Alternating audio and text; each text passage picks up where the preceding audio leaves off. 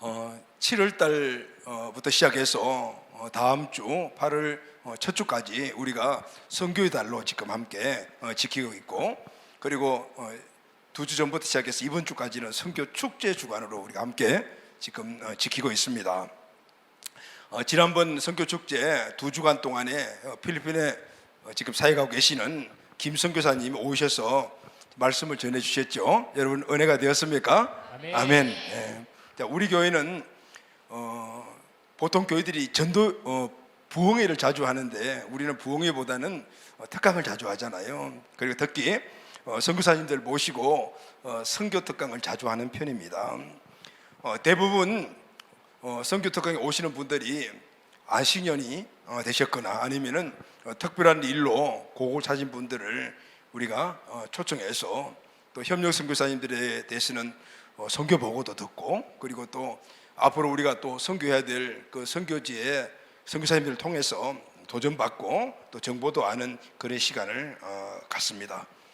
이번 선교의 달 선교축제에 오신 그 필리핀 김 선교사님의 특강은 다른 어떤 그 선교사님들 특강보다도 또 다른 큰 의미가 있는 그런 시간이었습니다. 왜냐하면은 이제 우리가 다음 주간에 필리핀에 10번째 아우리치를 가잖아요. 이제 10번째 아우리치를 마지막으로 이제 앞으로 그곳에 필리핀 베델 비전 교회를 시작할 계획을 갖고 그렇게 준비하는 과정 속에서 우리가 더 필리핀에 대해서 이제 소수의 사람들, 훈련받은 사람이나 아니면은 그게 어떤 중요한 목적을 두는 분들 외에 우리 교회 전체가 그 선교에 대한 의미를 알고 도전을 알고 또 우리가 교회를 세우려고 하는 그 필리핀의 사정을 알아야 되겠다라고 생각을 해서 선교사님을 초청했던 것입니다.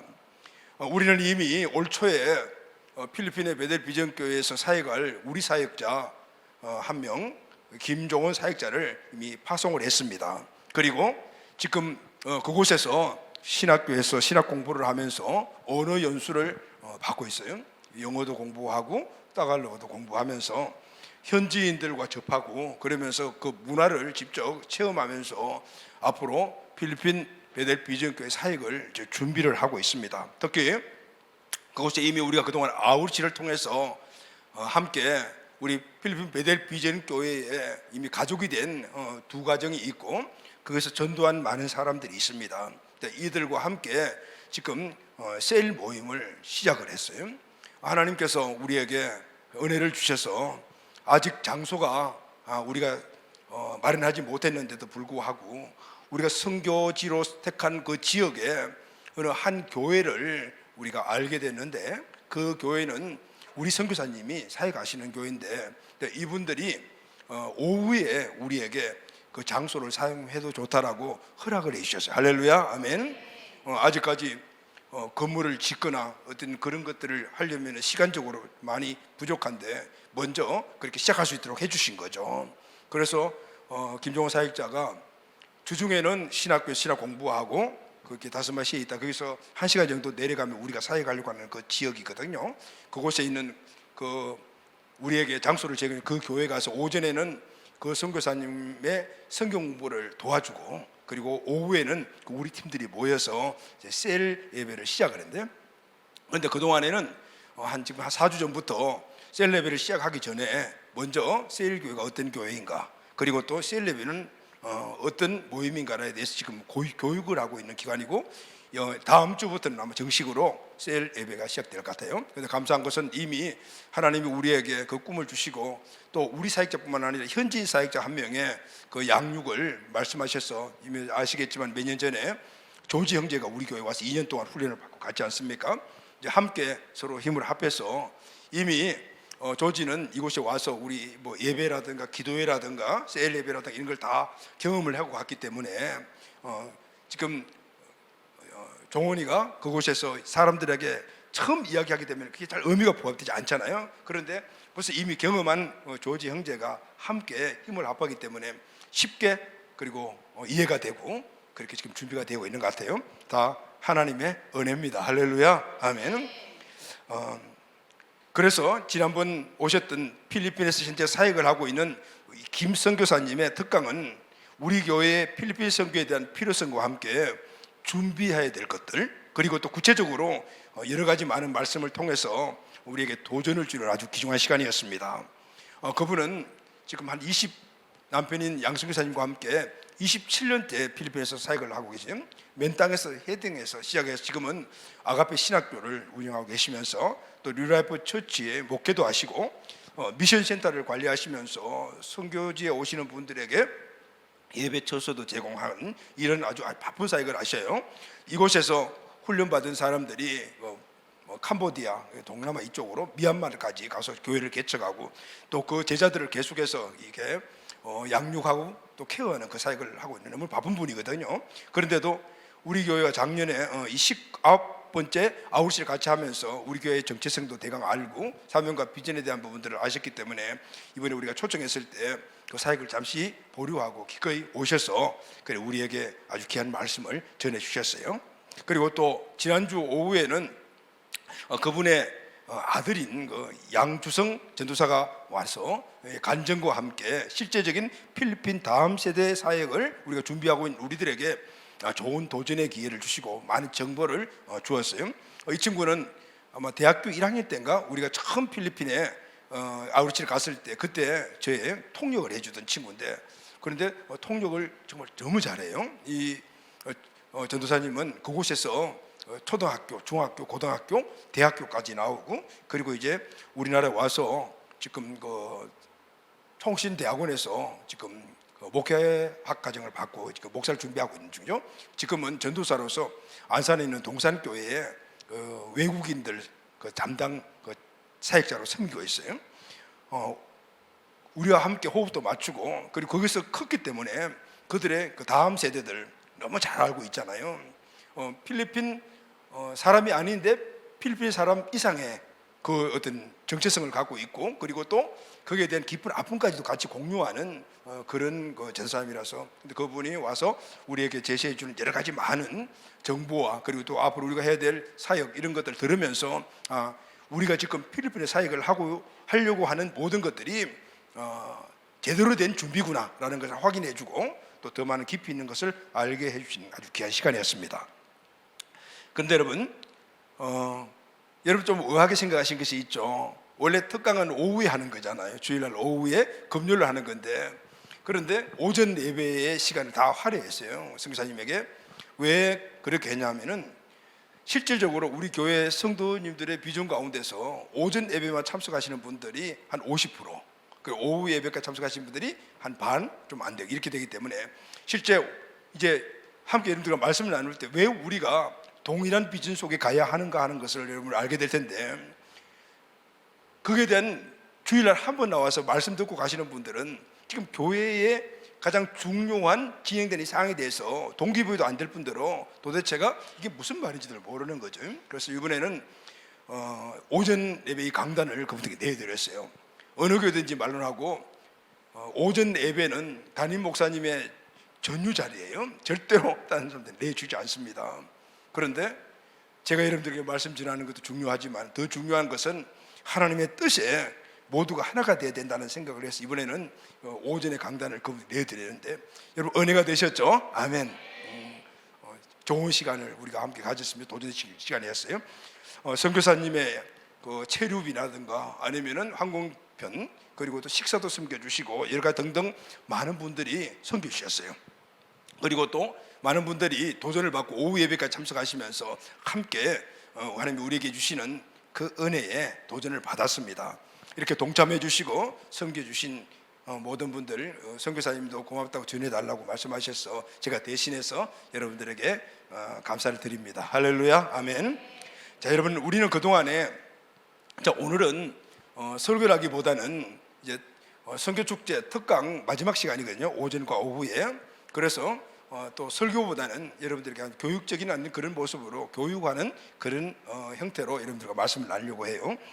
자, 우리는 그동안에 9번에 걸쳐서 해외 아웃시를 진행했고, 아까 영상을 보니까 나도 처음 봤는데 좀 감회가 새롭더라고요. 처음 우리가 아웃시를 갈 때는 아웃시를 가야 한다라는 그런 목표가 분명히 서 있는데 언제 가야 되는가, 그 어디로 가야 되는가, 그걸 아무도 알지 못했어요. 그런데 어느 순간에 하나님께서 우리에게 아울시를 가거라, 열방 영혼들이 있는 곳을 가거라 라는 마음들을 그렇게 부담으로 주셔서 이제 가야 할 때인가 보다 이렇게 생각을 하고, 어디를 가지 이렇게 생각하다 보니까 이게 이렇게 사람들 연줄 다다 보니까 중국 위에, 그러니까 아까 중국 위에 하니까 중국을 위해서라는 그런 생각.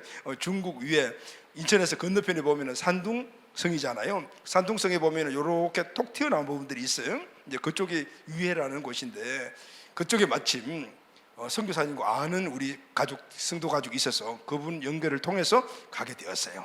그리고 선교를 나가면서 우리가 가서 뭘 하지? 뭐 이런 걸 먼저 가서 물어보거나 뭘 해야 돼 이런 생각을 전혀 하지 않았어요.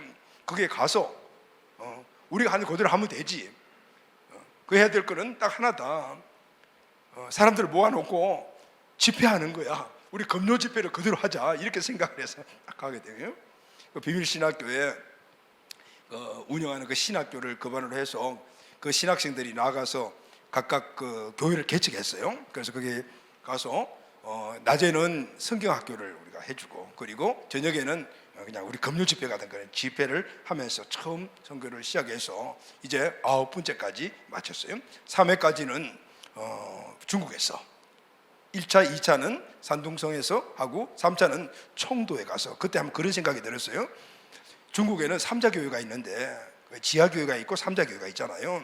근데 3자 교회는 공산당이 직접 관리 운영하는 교회인데 그 교회가 어떤 교회인가 굉장히 궁금했어요. 그러니까 우리가 처음 두 번 한 그 교회들은 전부 다 지하 교회, 가정 교회 그런 형태요.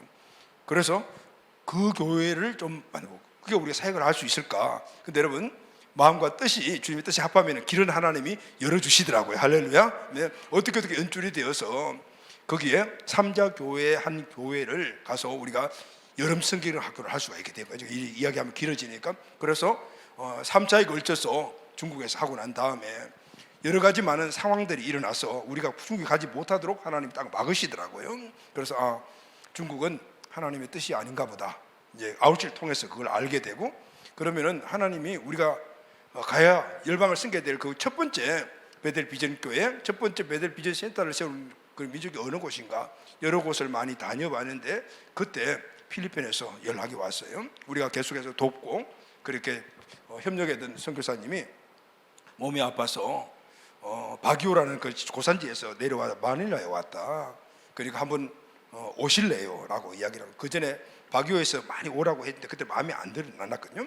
그래서 그때 그 이야기를 딱 듣자, 하나님의 뜻이 여기에 있는가? 이렇게 생각해서 그래 갈게요 해서 그래서 가게 되었어요. 근데 이분은 사모님이 아프고 해서 내려왔죠. 선교를 접을까 이렇게 생각을 하던 와중이었고, 이제 우리가 연결이 되어서 그 만라에서 조금 떨어진 다스마시에 그 정착을 하고 있는데 교회도 없고 아무것도 없었어요. 그래서 우리가 아울시를 간다고 하니까 그때 부랴부랴 2층 조그만한 장소를 임대하고, 그리고 또 우리가 보내준 그 사익비를 가지고 앰프도 설치하고, 그래서 우리가 가게 된 거예요. 그때부터 필리핀의 아울시가 시작이 되었습니다. 그때 처음, 물론 비전 트립을 많이 가봤지만은 실제 사역 현장에서 전도하면서 바라본 그들의 삶의 형태, 그들의 영혼을 바라보면서 아버지의 마음을 깊이 느끼게 되었고, 그리고 그 선교사님과 협력을 해서 BCMC 교회를 함께 협력해서 건축을 하고, 그리고 그곳에서 우리가 계속해서 4번인가 아웃을 한 이후에 또 하나님은 다른 곳으로 가보라는 마음 주셔서 그 위는 앙겔레스라는 그 북쪽 지역에 가서 하고, 그리고 내려와서 지난번 9번째는 지금 신학교 하고 하는 그 양승사님 그 지역에서 우리가 아웃하면서 마음의 확정을 확실히 받았어요. 할렐루야, 아멘.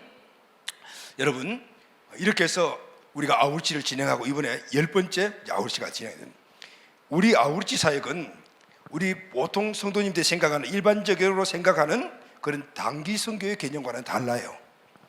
보통 교회들이 여름 방학철 학생들이 방학하고 대학생들이 방학이 되면은 청년들이나 아니면 대학생 위주로 선교팀을 조직하죠. 그래서 교회가 협력하는 선교사님이 있는 곳에 가거나 아니면 아는 어떤 선교지에 가서 그곳에서 선교 사역을 합니다. 그래서 단기 선교라고 이야기하기도 하고, 어떤 교회는 아울시라고 이야기하지만 그것은 같은 개념들이, 보통 그곳에 가서 한 2박 3일 일주일 기간이지만 실제 사역할 수 있는 길은 한 이틀, 그 중에밖에 이틀 3일 그밖에 안 되고, 가는 시간 오는 시간이 있으니까 그렇게 아이들과 여름 성경학기도 하고, 그리고 또 전도도 하고, 그리고 또 저녁에 집회도 하고, 그리고 또 짬을 내어서 관광도 좀 하고 이렇게 해서 돌아오죠. 그래서 대부분이 단기 선교하면 이런 개념들을 갖고 있어요. 그리고 지난번 선교사님 와서도 그러잖아요. 자기가 청년 때 단기 선교를 갔는데 너무 좋더라고. 왜냐하면 선교도 좋지만 나중에 끝나는 시간에 노는 시간이 너무 좋더라고요. 예전에는 그랬어요. 수련회나 청년들 수련회나 이런 데 가면 맨 마지막 시간을 목표로 하고 가잖아요. 맨 마지막 저녁 시간에는 온라이트 하잖아요. 그래서 막 게임도 하고 별것 다 하는, 이제 그게 하이라이트였대요. 대부분이 있거든요. 그런데 중요한 것은 이런 단기 선교를 통해서 많은 젊은이들이 선교사로 헌신하는 일들이 일어나는 거죠. 그래서 단기 선교는 참 굉장히 중요한 점. 그리고 지금 우리나라에 많은 선교사님들이 열방 땅에 가 있는데 그분들이 대부분 보면은 여러 가지 많은 곳에서 선교사의 소명을 받지만은 그 단기 선교를 통해서 소명을 받는 경우가 되게 많아요. 몽골에 지금 열심히 사회 가시는 우리 협력 선교사님, 그분도 신학생 때 몽골에 단기 선교를 가가지고 거기서 하나님 마음을 팍 받고 와서 대형교회 부목사로서의 성성장관 다 내려놓고 그냥 지금 몽골에서 그 사역을 하고 계시거든요. 자, 이런 하나님의 그 계획들이 열방 땅으로 확산해 나가는 이런 좋은 계기를 만들어주는 것이 단기 선교라는 것을 정말 유익한 프로그램이라고 생각을 해요. 그런데 여러분, 우리 교회의 이 선교 전략은 우리 교회가 선교지에 우리 교회와 똑같은 교회를 세우는 겁니다. 할렐루야, 아멘.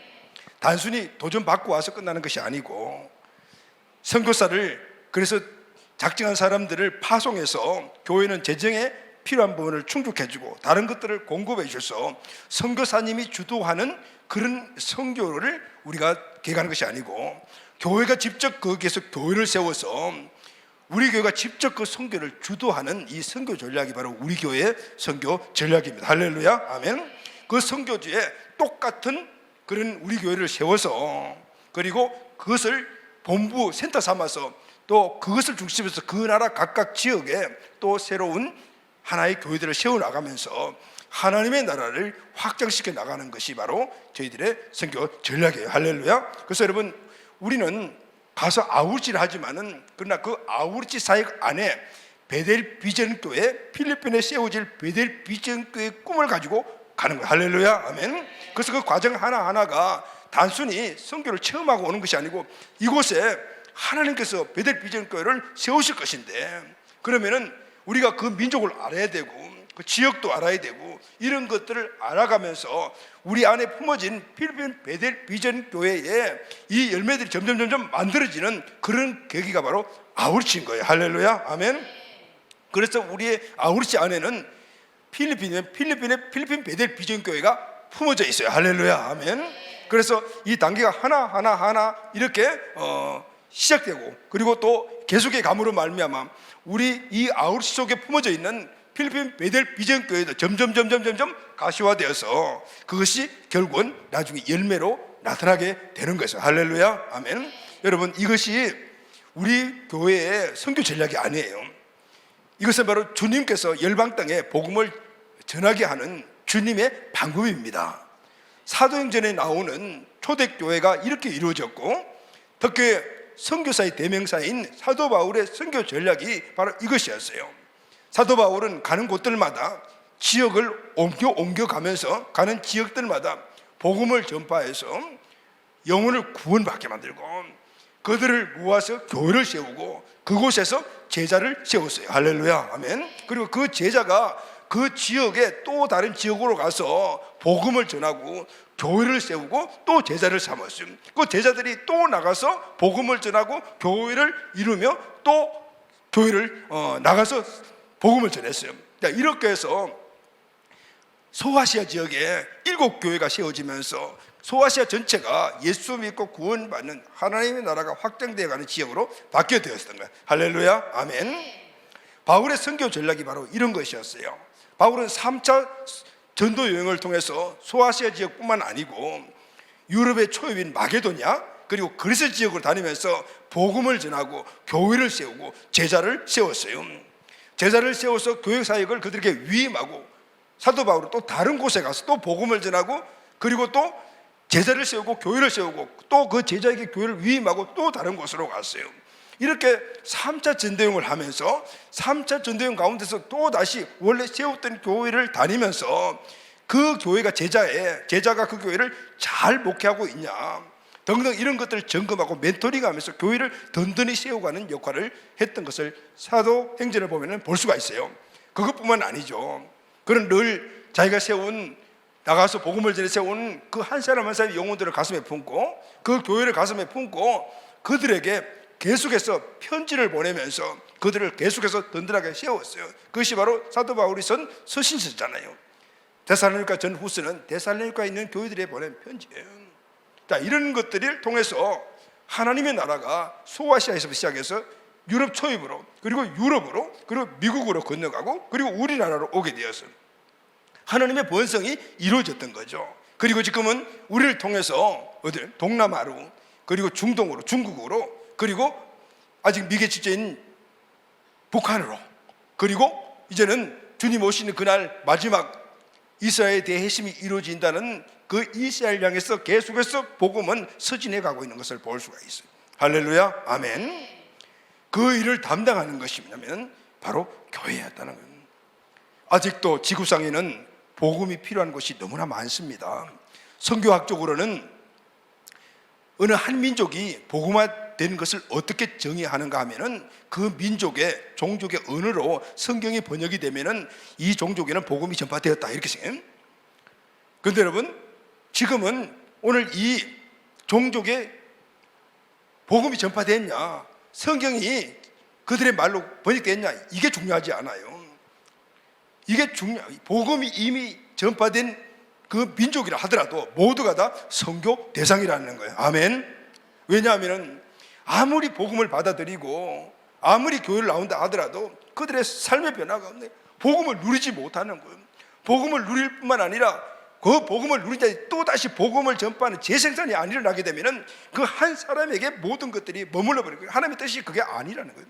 복음이 전파된 곳이라 하더라도 다시 그들을 복음의 능력을 누리게 하고 그들을 세워 제자를 만들어서 계속해서 한 나라가 확장되고 개인뿐만 아니라 가정과 가족과 민족과 열방까지 흘러보내는 그 목적 진짜 선교의 마지막 결론이라. 할렐루야, 아멘. 우리가 필리핀에 많이 가서 봤지만 필리핀은 자기 안에 머물러 있는 모습을 보는 거예요. 많은 선교사님들의 사역 현장을 가보게 되면은 그냥 예배드리는 그런 신자로 만드는 그런 교회들이 너무 많아요. 그 마음이 많이 아프잖아요. 이들을 세워야 된다. 그런데 아우리시 사역을 가지고 그들을 세울 수가 없는 거예요. 그곳에 교회가 있어야만이 그곳에서 그들을 제자로 세울 수가 있다고 말해요. 할렐루야, 아멘. 한민족의 복음이 전해졌는가 아닌가 중요한 것이 아니고 그들을 재생산 사역자로 세워서 그 민족 전체에 복음이 흘러가게 만드는 것, 이것이 복음의 결론이라는 거예요. 그래서 우리는 우리나라뿐만 아니고 이제는 북한에도 복음을 전해야 되고 그리고 열방 모든 민족에 가서 복음 전하고 그들이 복음을 누리게 하고 그리고 제자를 세우고 그것을 교회를 통해서 계속해서 확산시켜 나가는 일을 주님 오시는 그날까지 해야 합니다. 아멘. 마귀는 인터넷으로 하나로 묶여진 이 온 세계 세상을 자기 마음대로 끌고 가고 있어요. 예전에는 어떤 한 지역에 그 지역을 장악했던 그런 영적 세력들과 그런 어떤 문화가 있다면 지금은 아니에요. 온 지구촌 전체가 한 문화로 가고 있다. 그러니 그 지구 전체를 한 번에 끌고 가는 인터넷이나 이런 부분들을 마귀가 딱 잡아버리면은 그냥 한꺼번에 끌고 가는. 그런데 이런 모습들을 우리가 선교지 가게 되면 그냥 그대로 보게 되는 거예요.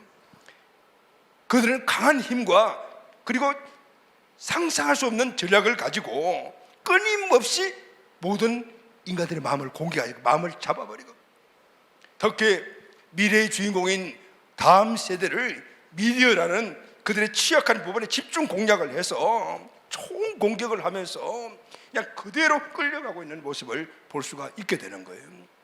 이번에도 필리핀에 우리가 지금 팀들이 필리핀에서 함께 사역할 인원들이 한 60명 가까이 되거든요. 그 친구들이 명찰을 만들어주는데 어제 서로 카톡방에 대화하는 걸 보니까 그래요. 우리 교회에서 디자인 팀들이 우리 교회 고유의 명찰을 만들었어요. 그러니까 뭐 북도 있고 뭐 우리 교회 그런 게 있잖아요 해가지고 보냈더만 이제 그쪽 친구들 이야기는 이런 것들이 그들이 원하지 않는다는 거죠. 예전에는 그렇지 않았어요. 한국 문화가 어떤 거지? 이런 걸 막 보고 싶어 했거든요. 그런데 지금은 뭐냐면 글로벌화된 그들이 원하는 것, 보편적인 것, 이런 거 하라고. 그게 다 왜냐하면 인터넷에서 전체가 모든 세계에 다음 세대들이 공유하고 있는 거예요. 그리고 그걸 만들어야 돼요. 왜냐하면 그들이 일단 마음을 넣어서 데리고 와야 되니까. 이런 세대인 거예요. 마귀는 이렇게 다음 세대를 집중 공략을 해서, 그래서 그들을 자기 마음대로 끌고 가서 결국은 그 나라 그 민족의 미래가 없게 만들어 버리는 거예요. 그래서 여러분, 우리는 가봐야 돼요. 그 땅을 밟아봐야만이 오늘 그 땅에 하나님의 뜻이 무엇인가를 알 수가 있는 겁니다. 가는 곳들마다 다 다른 거죠. 양승 전도사가 거기서 큰 친구잖아요. 그 친구도 그렇게 이야기를 해요. 필리핀 땅에도 가는 지역마다 느낌이 다 다르고 그들의 생각과 사고가 다 다르다는 거예요. 그래서 우리는 아웃지를 통해서 한 지역을 정해 그 지역에서 계속해서 사역을 함으로 말하면 이 지역에 강한 영적인 어떤 풀어져 있는 영적의 어떤 환경은 무언가, 그들과 그 육신적인 생각들은 무언가, 이런 것들을 우리가 거기서 알아야 되는 거예요. 그리고 가야 되는 거예요. 가지 않으면 느끼지 못하는 거죠. 그래서 우리 교회는 먼저 사역자를 중심으로 선교지 비전 트립을 합니다. 여러 나라 땅을 밟아봐. 그리고 그 땅을 향한 아버지의 마음을 우리 마음속에 담아요. 마음이 가는 곳이 있으면 그때는 아울지 팀을 조직해서 함께 가서 아울지 사역을 하는 거예요. 목적이 뭐죠, 여러분? 그곳에 교회를 세우기 위한 거예요. 그냥 가서 돈 좀 받고 오는 것이 아니고. 그래서 아울지 사역을 통해서 하나님 아버지의 마음과 그리고 앞으로 거기 세울 교회에 나갈 방향을 우리 마음에 담고 돌아오는 거예요. 그리고 우리를 사용하고자 원하시는 그 아버지의 마음을 알게 되고, 그것이 이제 준비됐다는 그런 마음들이 우리에게 주을 때 우리는 그곳에 교회를 세우는 겁니다. 할렐루야, 아멘. 하나님은 아울지 기간 동안 그곳에 교회를 함께 세울 현지인들도 붙여주셨어요. 아멘. 하나님은 하나님의 계획을 하나님이 이루고 가시는데 그 뜻의 의미를 알고 충성하는 교회가 성도를 통해서 이루고 가시는 거죠. 필리핀 아우리치는 필리핀 베델 비전 교회 꿈을 품고 진행되면서 이제는 필리핀 베델 비전 교회가 가시적으로 열매를 보게 되는 단계에 와 있습니다. 할렐루야, 아멘. 주님은 주님의 비전을 이루어 가십니다. 주님의 비전을 나의 비전으로 삼고 이루어 달라고 기도하고 노력하고 그 진심을 주님이 인정하면은 그 교회와 성도를 사용하시는 겁니다. 아멘. 여러분, 선교는 뭐라고요? 교회를 세우는 겁니다. 아멘. 왜 교회를 세우죠? 교회를 통해서 영혼을 구원하고 그리고 제자를 세우고 또 다른 교회를 세우고 또 거기서 또 제자들이 나가서 다른 영혼을 구원하고 제자를 세우기 위해서 교회가 있어요. 그런데 여러분, 교회가 무엇입니까? 교회는 여러분이 교회입니다. 우리 한 사람 한 사람이 교회예요. 교회는 구원받은 성도가 교회인 겁니다. 그리고 또 하나의 교회가 있습니다. 그것은 몸으로서의 교회입니다. 우리 한 사람이 교회이지만은 우리 한 사람이 또 함께 모여서 그리스도 몸 안에서 우리가 지체가 될 때는 몸으로서 교회가 되는 거예요. 할렐루야. 그것을 우리는 공동체 교회라고 이야기를 하는 거예요. 지금 우리가 베델 비전이라는 이름 안에 모인 이 교회는 공동체 교회며 여러분 한 분 한 분은 모두가 교회인 것입니다. 할렐루야, 아멘. 여러분, 개인의 교회도 굉장히 중요하죠. 그러나 여러분, 개인의 교회는 개인의 신앙에 머물 가능성이 너무나 많아요. 그러나 몸으로서 교회가 되게 되면 엄청난 큰 일을 합니다. 할렐루야, 아멘. 그래서 사도 바울도 가는 곳들마다 영혼을 구원하고 그들을 모아서 교회를 세운 거예요. 거기서 양육하고 훈련해서 제자를 세워 또 다른 영혼을 구원하도록 만들고 또 다른 교회를 개척하도록 만들었다 그 말이에요. 할렐루야. 그래서 여러분, 이 몸으로서의 교회가 너무나 중요하다 그 말이에요. 이 교회는 복음을 전파하고 구원받은 영혼들 제자로 세우는 교회입니다. 함께 예배하고 기도하는 가족 공동체. 이 교회가 똑같은 다른 교회를 세워나가는 것, 이것이 만국 만민의 영혼 구원을 위한 주님의 전략입니다. 할렐루야. 그래서 주님의 이 땅의 소망은 바로 교회입니다. 할렐루야. 아멘. 여러분이 소망이며 우리 교회가 소망이며 많은 교회들이 소망인 거예요. 아멘. 여러분, 오늘 말씀의 제목 읽어보셨습니까? 교회 이 땅의 하나님의 소망입니다. 할렐루야. 아멘. 자, 그러면 그 교회가 어떤 교회이지? 여러분, 하나님의 소망인 그 교회는 어떤 교회일까요? 우리는 제자 훈련에서 늘 이걸 배우지만은 오늘 여기 앉아 계신 분들 중에서 반 이상이 제자 훈련을 받지 않는 분들이니까 교회 하면은 여러분들의 정의들이 있다면, 우리가 베델 비전이라는 이름 안에 공동체 교회 안에 한 몸으로서의 교회라면은 교회가 무엇이며 교회가 뭘 하는 그 정도는 알아야 되는 거예요. 그래서 오늘 여러분들과 함께 말씀을 나누는 거예요. 자, 첫 번째, 교회는 그리스도의 몸이며 구원받은 자들입니다. 할렐루야. 아멘. 다 같이 한번 읽읍시다. 시작. 교회는 그리스도의 몸이며 구원받는 자들의 지체입니다. 자, 이 말씀은 교회의 영적 모습을 말씀하고 있는 거예요. 자, 여러분은 교회를 어떻게 정의하고 있습니까? 교회라는 단어가 딱 떠오르면 뭐가 돼요? 건물이 생각이 나지 않습니까? 교회는 건물이 아니라 구원받은 성도이며 그들의 모임인 거예요. 지금 이렇게 건물로 만들어진 교회는 한참 후에 나중에 만들어졌다. 처음 하나님이 이 땅에 설계하시고 디자인하시고 세운 교회는 건물이 없는 교회였어요. 사도 바울은 먼저 그 교회의 영적인 모습을 이렇게 정의를 합니다. 에베소서 1장 23절 말씀을 다 같이 읽겠습니다. 시작. 교회는 그의 몸이니 만물 안에서 만물을 충만케 하시는 이의 충만이라. 아멘. 교회가 뭐죠?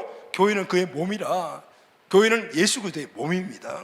그런데 예수 그리스도의 몸이 하는 역할이 뭐냐면은 만물, 우주 만물 그 안에 교회가 세워져서 그 만물을 갖다가 충만하게 만드는, 그 교회 안에 있는 모든 양들이 만물로 확산되어 나가서 만물 안에 교회의 영향력을 충만하게 만드는 그 역할을 교회가 하는 것이다. 할렐루야. 아멘. 그래서 여러분, 교회는 예수 그리스도입니다. 여러분이 교회입니다. 아멘. 내가 무슨 교회이죠? 여러분 이렇게 생각하십니까? 여러분 안에 누가 계시죠? 예수님이 계십니다. 할렐루야. 아멘. 그래서 여러분, 교회는 예수 그리스도인 거예요. 예수님이 내 안에 계시니까. 에베소서 1장 22절 하반절 말씀을 다 같이 읽겠습니다. 시작. 그를 만물 위에 교회의 머리로 삼으셨으니. 하나님이 예수님의 몸으로 교회를 세우신 이유는 교회를 통해서 만물을 충만하게 만들어 버리려고 하는 계획인데, 그러면은 그 교회의 모습은 어떤 모습이냐면은 그를 만물 위에 교회를 삼으셨으니, 교회의 머리가 예수 그리스도라는 거죠. 교회는 그리스도의 몸이죠. 머리는 예수 그리스도죠. 그러니까 몸은 머리에 모든 통제를 받고 그리고 지시를 받아서 행동하지 않습니까? 우리 몸은 머리에 통제를 받고 지시를 받아서 행동을 하는데 뭘 하죠, 여러분? 밥 먹고 직장 다니고 그리고 또 여러 가지 많은 일들을 하잖아요. 교회가 바로, 교회의 머리는 예수 그리스도, 그리고 몸은 우리 각각의 지체, 머리 대신 예수 그리스도가 우리 지체 한 명 한 명에게 말하게 되면은 오늘 우리는 어디로 가죠? 직장으로 가고 가정으로 가고 또 캠퍼스로 가고 등등 모든 곳에 가서 오늘 그곳에서 뭐예요? 하나님의 뜻을, 예수 그리스도의 뜻을 전파할 때, 할렐루야. 아멘. 만물 안에 하나님의 나라가 충만하게 된다 그 말이에요. 아멘. 아멘. 하나님의 이 세상의 통치 방법은 바로 교회를 통해서 이루어지는 거야. 아멘. 아멘. 교회가 어떻게 하나님을 확장시켜 나갑니까? 교회는 복음으로 영혼을 구원하고 그들을 훈련시켜 제자를 세워 킹덤 빌드의 삶을 살도록 만들어주는 거예요. 이들이 자신의 삶의 환경에 가서 어디요? 가정, 직장, 사업장, 학교 등등에 가서 그곳에서 킹덤 빌드의 삶을 사는, 킹덤 빌드의 삶은 바로 복음을 전하고 영혼을 구원하고 그곳에 교회를 세우는 거예요. 교회뿐만 아니라, 교회는 이 지역뿐만 아니라 이제는 민족과 열방까지 가서 동일한 영혼 구원과 교회를 세우고 제자를 세우는 일을 감당하는 것 자체가 바로 어디에? 교회가 하는 것이다. 할렐루야. 아멘. 하나님의 나라가 이루어진 곳에는 하나님의 축복이 이루어지는 거야. 아멘. 왜 우리가 킹덤 빌드가 돼야 되고 왜 가서 복음을 전해야 되는가? 복음이 전파되는 곳에는 하나님의 통치가 이루어질 때 그곳에 하나님의 축복이 이루어지기 때문에, 할렐루야. 아멘. 하나님의 통치 안에서 누리는 축복이 뭐죠? 생육하고 번성하고 충만하고 정복하고 다스리는 복과 함께 영생의 복과 에덴의 환경에 천국의 축복을 누리게 됨을 믿습니다. 아멘. 이것이 하나님이 교회를 세우신 목적이며 오늘 교회가 해야 될 역할이라는 것이죠. 그래서 여러분, 하나님은 이 목적을 위해서 교회를 세운 겁니다. 그래서 이 땅의 모든 교회는 하나님의 뜻을 이루는 교회가 되어야 합니다. 할렐루야. 아멘. 하나님의 소망이 되어야 되는, 오늘날 이 땅 위에 수많은 예수 믿는 사람들이 있습니다. 또 십자가를 세워놓은 수많은 교회들이 있습니다. 근데 여러분, 교회를 다닌다고 다 신자가 아니듯이 십자가를 달아놓았다고 해서 다 교회인가 하면 그렇지 않다는 거예요. 하나님의 소망이 되는 교회가 진짜 교회인 것입니다. 하나님의 두 눈은 오직 한 영혼에 집중하고 계십니다. 하나님의 지간 관심은 잃어버린 한 마리 어린 양에게 집중되어 있는 거예요. 하나님의 관심은 그 잃어버린 한 마리 양에게 초점을 맞춘 성도에게 관심이 있습니다. 잃어버린 한 마리의 양을 찾으러 나서는 성도예요. 우리는 그를 제자라고 부르는 거예요. 하나님의 관심은 잃어버린 양을 찾는 아버지의 마음을 사명과 비전으로 삼고 오직 그 목적을 위해 달려가는 교회에게 있습니다. 단순하게 내 가족, 내 나라, 내 민족, 내 영혼, 내게만 초점 맞춘 교회가 아니고 아버지의 마음이 있는 곳이라면 어디든지 가서 어디 달려가는 그 교회가 하나님의 관심의 대상이에요. 이런 교회가 이 땅에 하나님의 소망입니다. 이런 성도가 이 땅에 하나님의 소망인 것이죠. 그런데 여러분, 하나님이 교회에게 주신 것이 있습니다. 몸으로서의 교회뿐만 아니라 우리 한 사람 한 사람 교회 중에, 그것은 교회 안에 세상을 다스리는 능력과 권세를 주신 거예요. 할렐루야. 여러분, 이것은 주신 것이 아니고 자연스러운 거예요. 왜 자연스럽습니까? 여러분, 우리가 예수님을 믿고 구원받으면 예수님이 내 안에 계시잖아요. 그러면 그분 안에 있는 능력이 이미 내 안에 있는 거예요. 주어지는 것이 아니라 그럼이 자연스럽게 생기게 된단 말이죠. 에베소서 1장 19절 말씀을 다 같이 읽겠습니다. 시작. 그의 힘의 위력으로 역사하심을 따라 믿는 우리에게 베푸신 능력의 지극히 크심이 어떠한 것을 너희로 알게 하시기를 구하노라. 아멘. 이 능력과 권세를 주신 목적이 있어요. 세상을 정복하라는 거예요. 할렐루야. 아멘. 세상과 싸워서 이기라는 거예요. 아멘. 내 백성을 그 가운데서 구해내라는 거예요. 이것을 알고 준비된 교회와 성도를 하나님이 사용하시겠다 그 말이에요. 아멘. 여러분, 하나님은 이런 강력한 힘을 가진 교회를 찾고 계셔요. 하나님은 이 땅에 이 교회가 세워주기를 원하십니다. 아멘. 근데 여러분, 세워주기를 원하시는 것이 아니고 이미 하나님이 이 교회를 이 땅에 세우셨어요. 그 교회가 바로 초대교회입니다. 이 땅에 세우신 초대교회, 참 하나님이 설계하여 이 땅에 디자인하여 세우신 그 교회가 지금에 있는 교회들과 다르다고 말이에요. 그래서 하나님은 다시 이 교회를 이렇게 세우고 싶으신 거예요. 그러면은 왜 하나님이 세우신 교회와 지금 교회가 다른가 하면은 이 과정 속에서, 오늘까지 오는 이 과정 속에서 교회들이 변질이 되어버려요. 바뀌어졌다. 원래 그 모습에서 다른 모습으로 바뀌어졌다. 본질에서 벗어난 거예요. 세상을 날 수 있는 능력과 권세를 갖고 있음에도 불구하고 내 안에 그것이 있다는 것도 모르고 교회 안에 그것이 있다는 것도 모르고 세상과의 싸움에서 패하고 세상과의 싸움에서 매일 얻어서 사람들부터 손가락질 받고 그런 교회로 바뀌어버렸다. 그래서 우리는 다시 그 교회를 회복해야 돼. 할렐루야. 아멘. 왜냐하면 하나님의 소망이 교회거든요. 아무 교회가 아니고 하나님이 원래 세웠던, 하나님이 디자인하시고 설계했던 그 교회거든요. 오늘 우리가 회복해야 될 것이 바로 이런 영적인 능력을 갖고 있는 이 영적인 교회를 가시적인 모습으로 나타내는 그 교회를 우리가 세워가야 되는. 자, 그럼 여러분, 그 교회가 어떤 교회일까요? 두 번째, 하나님의 유일한 소망인 교회는 사도행전의 초대교회입니다. 할렐루야. 아멘. 하나님이 설계한 그 교회, 그리스도가 교회의 몸이며 머리인 그 교회, 그리스도의 능력과 권세를 갖고 있는 그 교회가 가시적으로 지은 집과 같이, 설계도가 만들어진 집과 같은 그 교회가 사도행전의 초대교회. 할렐루야. 아멘. 그러면 하나님의 소망인 그 교회는 어떤 모습일까요?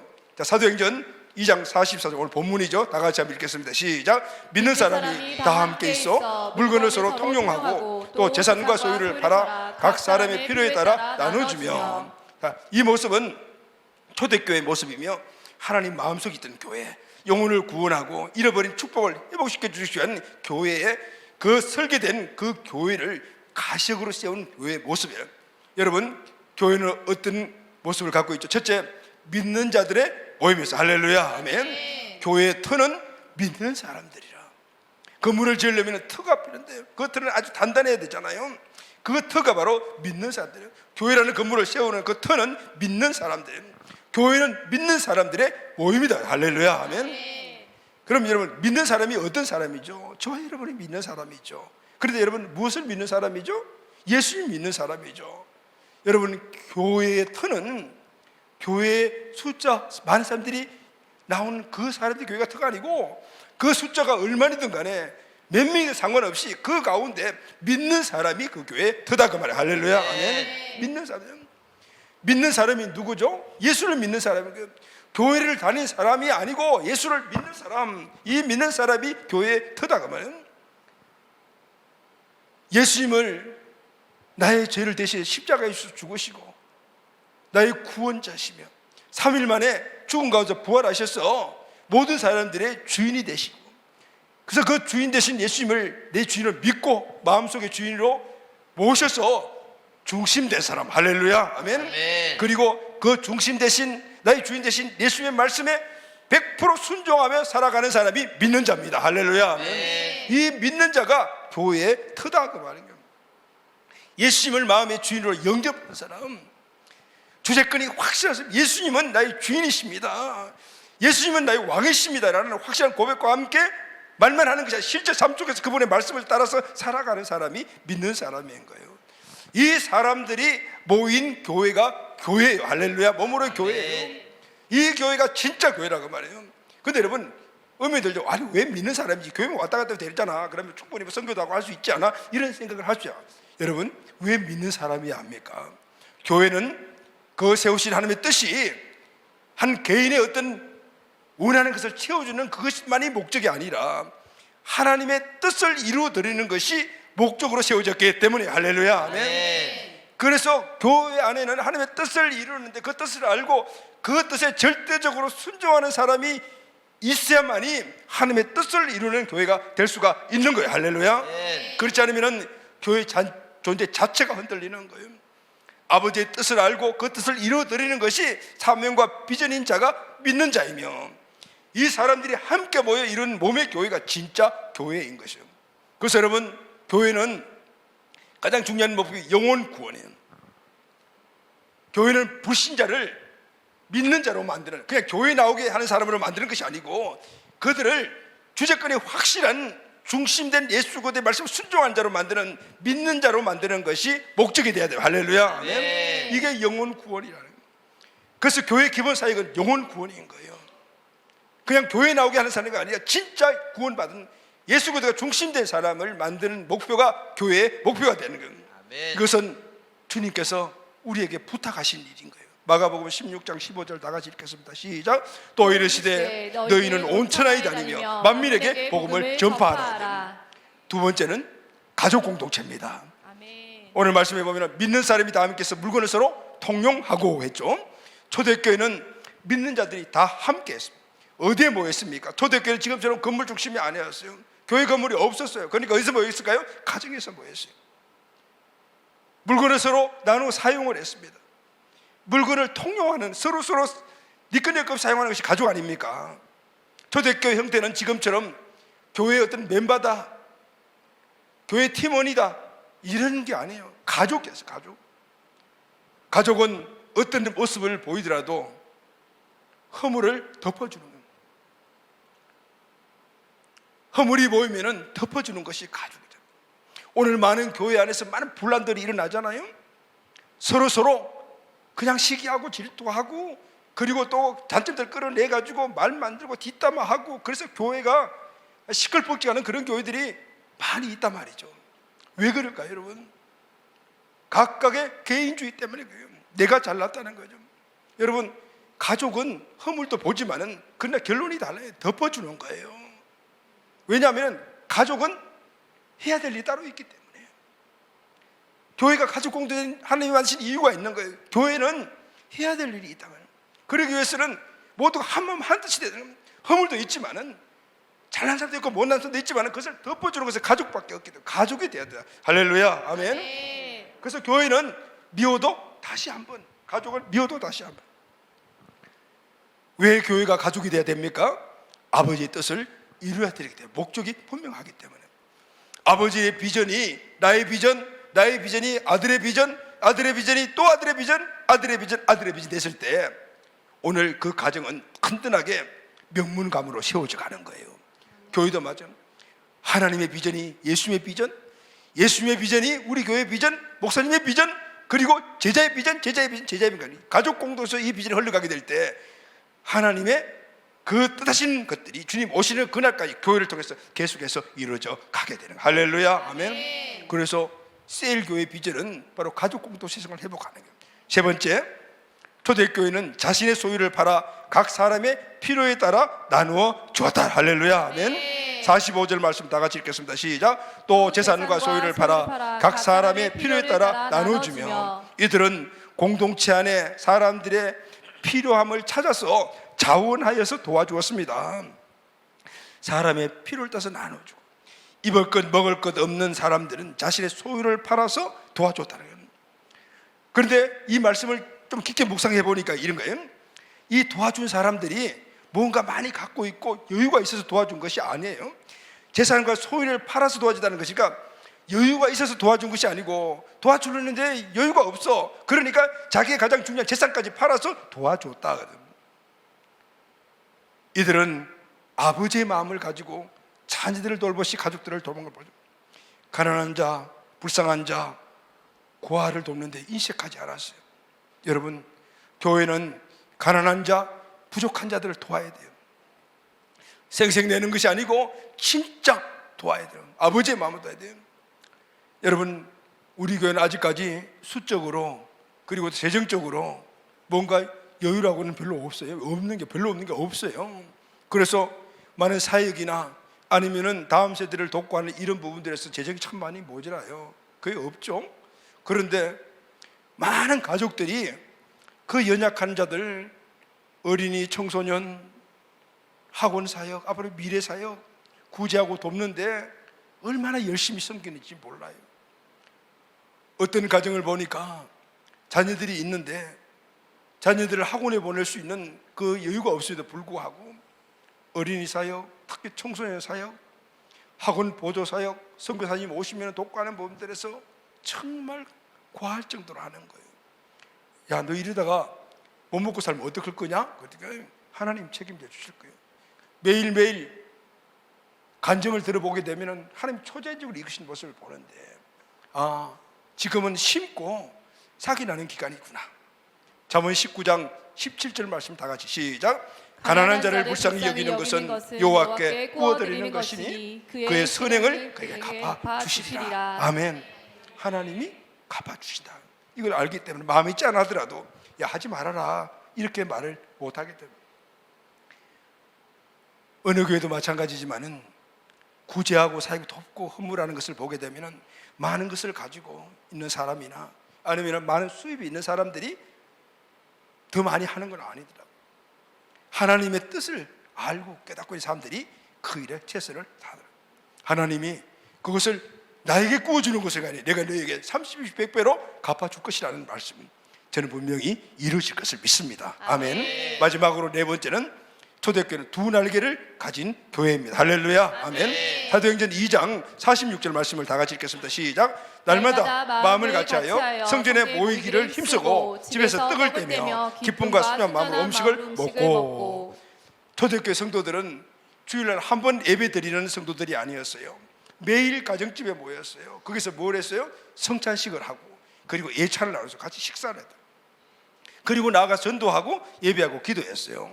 그리고 본문에 보니까 성전에 모이기를 힘쓰고 그리고 성전에도 올라갔어요. 오늘 본문에 나와 있는 이 성전의 헬라어가 히에롤이라는 단어를 사용했는데, 이것은 우리가 성전 하면은 지성소, 성소를 이렇게 연상을 하는데 그런 성소가 아니고, 성전 안에도 지성소에서 들어가기 전에 보면 뜰이 있어요. 그걸 성전 뜰이라고 이야기하고, 그 성전 경내가 있는데 여기는 일반 제상 외에 백성도 들어갈 수가 있었어요. 그러니까 초대교회 성도를 보면 이곳에서 함께 모여서 하나님께 기도하고 찬송했다라는 그런 기록이 나와요. 자, 여러분, 초대교회 성도들의 신앙생활의 모습은 어떤 모습이죠? 가정에서 매일 하나님의 임재 안에서 예배하고 한 가족 공동체로서, 또 성전에 올라가서는 하나님의 임재 안에서 그게 온 다른 가정교회들과 함께 모여서 우리는 한 가족이요 라는 그런 의미로 하나님께 다 나아갔다는, 그 성전에 모이고서 나중에 이제 오늘같이 주일날 함께 모여드리는 이 예배로 나중에 역사에 보면 바뀌게 돼요.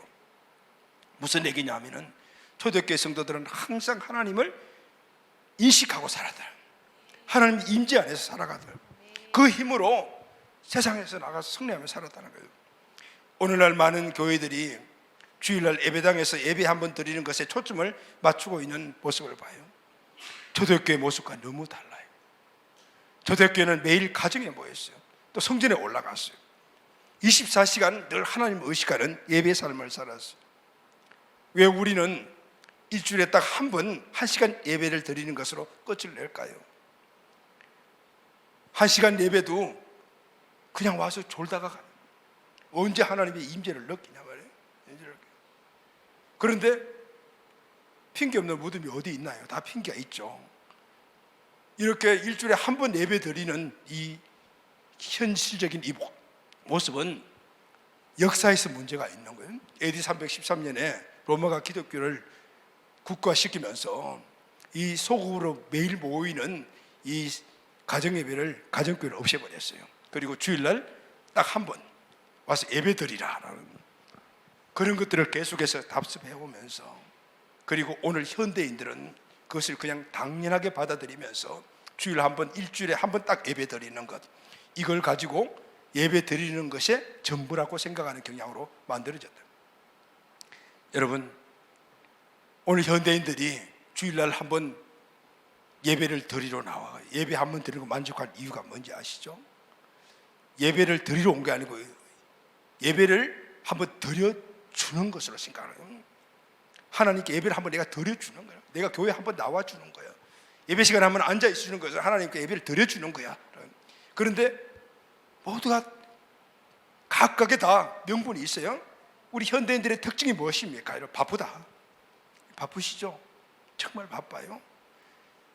1세기나 2세기 때는 직장 엄사람들이니까 당연히 24시간 계속 예배 드릴 수 있고 그랬지, 이해가 되죠. 현대인들은 아침부터 시작해 저녁까지 하루 종일 바쁘다. 그러니까 어떤 의식이 들죠? 피곤하다. 여러분, 여기서 나가서 어떤 의식들이 드는지죠?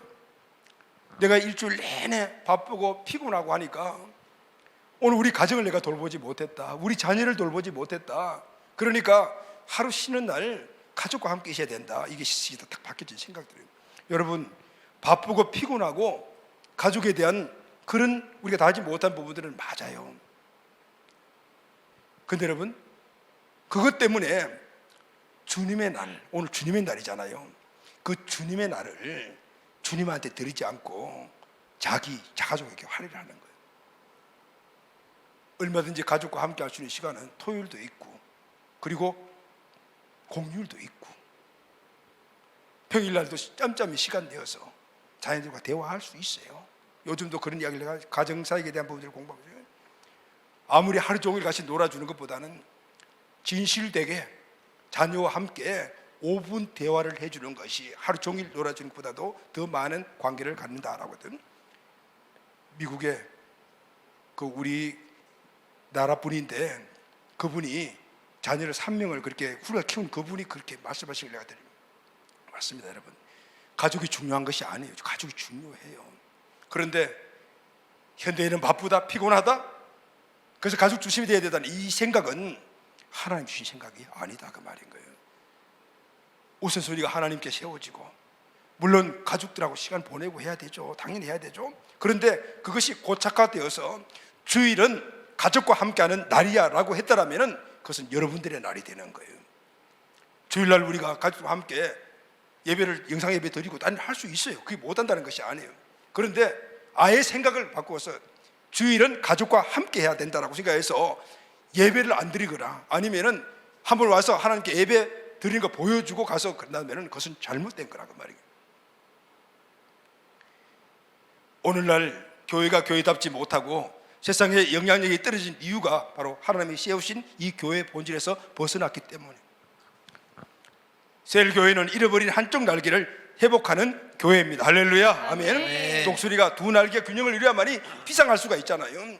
교회가 가정에서 모이는 셀그룹 교회와 그리고 또 주일에 함께 모이는 대그룹 교회가 딱 균형을 이룰 때 하나님이 이 교회를 세우신 목적, 그 뜻을 이루고 비상할 수가 있다 그 말이에요. 할렐루야. 아멘. 우리가 쓰임받는 자가 될 수가 있다 그 말이에요. 아멘. 우리 한 명이 쓰임받고 우리 교회가 쓰임받을 때 하나님의 은혜와 복들이 우리 가운데서 그 일을 더 할 수 있도록 부어주심을 믿습니까? 아멘. 아멘. 자, 말씀 결론하겠습니다. 사랑하는 여러분, 지금 우리가 선교 축제를 맞서 계속해서 우리 계신 교회의 본질의 터에서 이루어가는 선교에 대해서 말씀을 나누며 오늘 다음 시간까지 교회에 대해서 말씀을 나누고 있습니다. 교회가 무엇입니까? 교회는 하나님의 소망입니다. 할렐루야. 아멘. 왜 교회가 하나님의 소망입니까? 하나님의 뜻을 이룰 수 있는 마지막 희망이 교회이기 때문입니다. 하나님이 마지막 오직 대안으로, 하나밖에 없는 대안으로 교회를 세운 거예요. 하나님의 뜻이 무엇입니까? 하나님이 창조하신 인간이 하나님 안에서 영생과 행복한 삶을 누리는 것, 하나님의 뜻이에요. 이 축복은 잃어버린 축복이었어요. 하나님은 이 축복을 다시 찾아주시기 위해서 그리스도를 십자가에 달아 죽이시기까지 하면서 그의 몸된 교회를 이 땅에 세우신 거예요. 그 교회가 바로 하나님이 디자인하신 교회예요. 그리스도가 머리이시며 몸인 교회, 구원받은 성도들이 지체인 그 교회예요. 그 교회가 가시적으로 나타난 교회가 초대교회 예루살렘 교회예요. 여러분, 하나님 디자인인 초대교회 예루살렘 교회의 본질적인 모습은 뭐죠? 첫째, 믿는 자들의 모임. 두 번째는 가족 공동체. 세 번째는 자신의 소유를 받아서 채워주는 것을 기쁨으로 살아가는 그리고 두 날개를 가진 교회였어요. 아멘. 사랑하는 가족 여러분, 오늘 이 교회를 우리가 이루어야 하고, 그리고 이 교회를 열방 땅에 세워야만이 아멘. 하나님의 뜻을 주님 오시는 그날까지 땅끝까지 이루어갈 수가 있어요. 할렐루야. 아멘. 아멘. 여러분, 왜 교회를 세우는 것이 선교인지 아시겠죠? 아무 교회가 다 선교가 아니고 바로 하나님의 이 뜻을 이루어 하나님 마음속에 설계된 그 교회, 디자인된 그 교회가 가지고 나타난 그 교회를 세우는 것이 하나님의 뜻을 이루는 선교다 그 말이에요. 할렐루야. 아멘. 아멘. 우리 모두가 여기에 부르심 받은 것을 우리 마음속 깊이 새기며 변질된 그런 모습들을 우리가 하나씩 끄집어내 지금 우리가 계속 바꾸고 있잖아요. 이게 바로 CL교회거든요. 우리 교회도 지금 무던히 노력을 하고 있습니다. 여러분, 이 귀한 부르심에 우리 모두가 함께 불러주신 줄로 믿습니다. 아멘. 함께 한 가족 되고 한 몸 되어서 우리 주님 비전을 함께 공유하여 주님의 뜻을 함께 이루어가는 잘했다 칭찬받는 성도 교회 되기를 예수님의 이름으로 축원합니다. 아멘.